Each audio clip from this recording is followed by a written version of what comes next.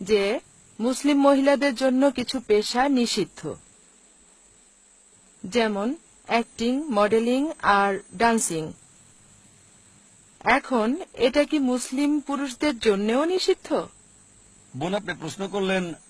আমি লেকচারে বলেছি যে পেশায় শরীর প্রদর্শন করা হয়, যেমন ডান্সিং, তারপর মডেলিং আর অভিনয়, এগুলো কি পুরুষদের জন্য নিষিদ্ধ?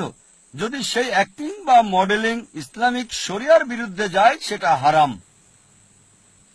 যেমন ধরেন একজন মুসলিম পুরুষ যদি কোনো স্যুটের মডেল হন, সেই অ্যাডে হারাম কিছু না থাকে তাহলে অনুমতি আছে। যদি সেটা হারাম হয়, যেমন মডেল হলো ব্ল্যাক ডগে, হুইস্কি অথবা শ্যাম্পেন বা অ্যালকোহল, সেটা হারাম। একইভাবে যদি অ্যাক্টিং করে দেখায় যে সে একজন অমুসলিম, মূর্তি পূজা করছে, সেটা হারাম। এরকম অনেক মুসলিম অভিনেতা আছেন যাদের আচরণ অমুসলিমদের মতো শিরক করছে, হারাম। সে যেই হোক না কেন, হতে পারে পৃথিবীর সেরা অভিনেতা, এই অভিনয় তাকে দোজখে নিয়ে যাবে, তার অভিনয় তাকে জাহান্নামে নিয়ে যাবে।